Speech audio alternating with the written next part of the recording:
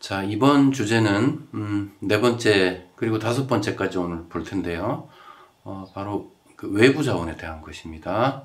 먼저 FV4 네 번째 토픽은 위탁업체라는 부분입니다. 자, 위탁업체에 대한 기준 한번 보겠습니다.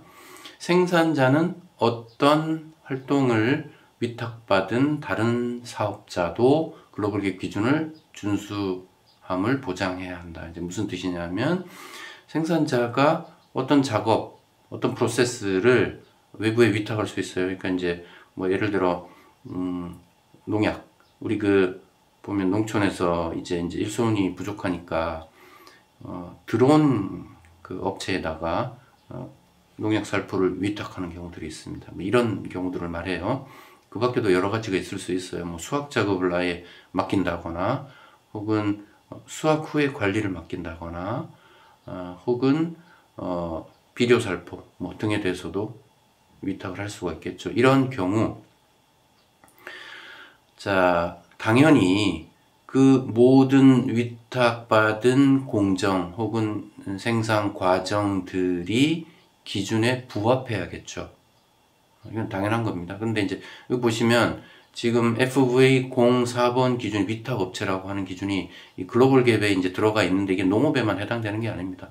제가 이제 누차 몇 차례 말씀드렸듯이 지금 글로벌 갭에서 요구하는 기준들은 일반 산업계에서 공통으로 요구하는 부분을 농업에서도 예외를 두지 않고 그냥 적용할 뿐이에요. 이와 같은 부분, 품질 관리에 있어서 위탁 시에 어떻게 해야 한다라는 그 대원칙이 그대로 지금 적용이 되고 있을 뿐입니다. 글로벌 갭만이 아주 특별한 기준이다 이렇게 생각하실 필요가 없습니다. 자, 어쨌든 위탁한 경우에도 기준에 적합해야 된다라고 하는 것은 뭐냐면은 생산자 스스로가 위탁하고자 하는 그 업체가 글로벌 갭에서 요하는 수준을 부합하는가, 요거를 체크해야겠죠. 그래서 셀프 어세스먼트라는 자기 스스로 체크하는 자가 점검, 이 부분이 요구가 되는 것입니다. 그래서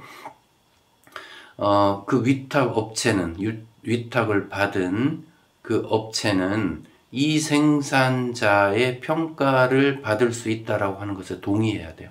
나아가서 외부 심사라는 게 있죠. 셀프 어세스먼트나 인터널 오디트도 있지만 외부 심사, 그러니까 인증기관 같은 곳에서 와서 하는 평가 내지는 감사가 있을 수 있습니다. 이때에도 그 위탁업체는 개방해야 됩니다.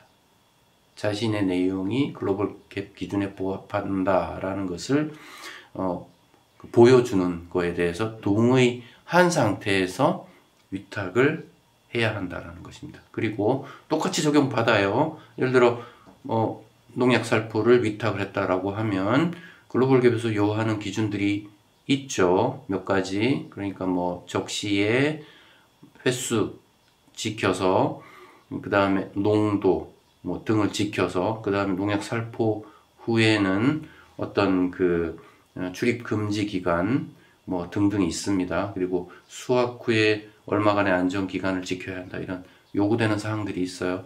이 모든 것을 그 업체도 지켜야 한다라는 것입니다.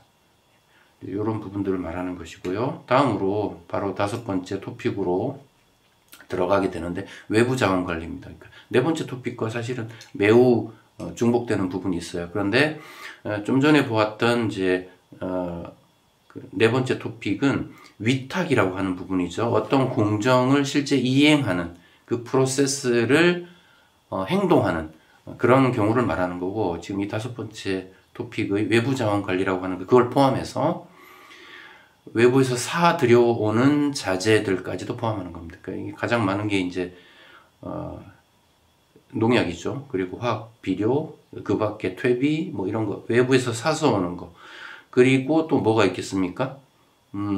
용기, 그러니까 수확물을 담는 포장재, 이런 것들이 되겠죠. 그 밖에도 무수히 많은 것들이 있을 수 있어요. 뭐 비닐, 우리 흔히 농업 농업 생산에서 많이 사용하는 그런 부분들, 그 밖에도 여러 가지 있을 수 있습니다. 수확 후에 관리하는 약재들, 또 그 수확 후에 관리하는 어떤 기계 장치에 들어가는 윤활유들, 뭐 이런 것들이 다 외부에서 들어오는 거죠.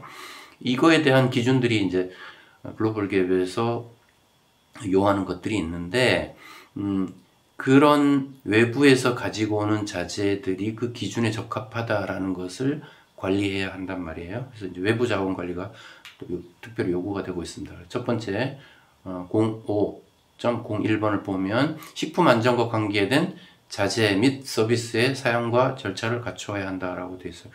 자, 여러 가지 외부 자원들에 대한 정보 관리를 하라는 겁니다. 여기서 이제 그 영어로 된 부분을 보시면 specification이라는 말이 나와요. specification.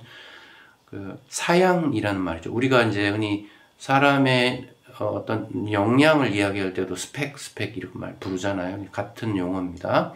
이게 뭐냐면 어떤 특성을 정리해 놓은 사양을 말합니다. 어떤 제품의 경우에는 장비의 사양일 수도 있고요. 이 스페시피케이션을 관리를 하라 이 얘기인데요. 그러니까 예를 들어서 어떤 비료 제품, 특히 뭐 퇴비 같은 것들을 외부에서 사다가 사용하는 경우가 많습니다. 그때 대개는 보면 이 글로벌 갭 기준을 잘 모르시는 분들은 이제 즉흥적으로 선택을 하죠. 그러니까 원래는 어느 회사 제품 그냥 사다 써볼까 이렇게 하죠. 근데 사전에 그 사양들이 평가되어 있어야 된다는 얘기. 그리고 정리되어 있어야 합니다. 뭐 그 밖에 또 뭐가 있을까요? 농약도 마찬가지겠죠. 어떤 성분이 들어있다라는 그 사양들이 정리되어 있어야 돼요. 그냥 그때그때 이렇게 이용하면 안 되고 상당히 계획된 관리와 이용, 이것들이 요구된다라고 보시면 되겠습니다. 특히 식품 안전에 관계된 자재.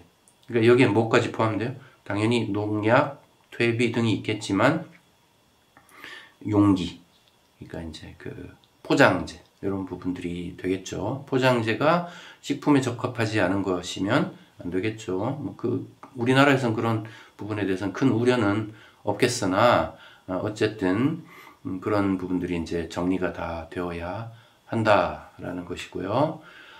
그 다음에 이런 외부에서 가지고 온 자원들, 자재들, 혹은 외부에 위탁한 활동들, 이런 것들이, 스펙으로 잘 정리되어 있어야 할 뿐만 아니라, 재고 관리를 해야 된다라는 부분입니다. 재고 관리. 그러니까, 이건 뭐 농약, 비료 등 모든 우리가 이제 외부에서 구입해온 자재들에 해당이 되겠죠.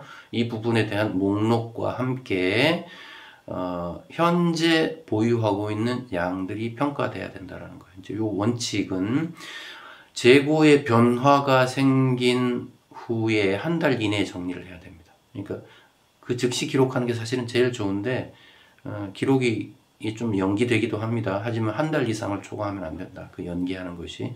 그것이 글로벌 갭에서 요구하는 사항입니다.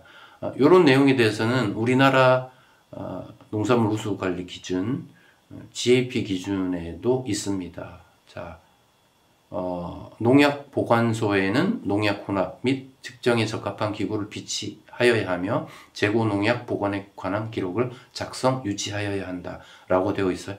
농약에 대해서는 재고 관리가 요구되고 있다. 그래서 글로벌 갭에서 말하는 부분들은 농약 외의 것에 대해서도 모든 외부 자원에 대해서 그렇게 관리하게 되어 있는데 우리나라는 농약에 국한되어 있고 그 기록, 농약 재고에 대한 기록을 작성하고 유지해야 한다는 것이 우리나라 기준에도 있다라는 말씀입니다. 이 정도 차이는 인식하고 계시는 게 좋을 것 같습니다.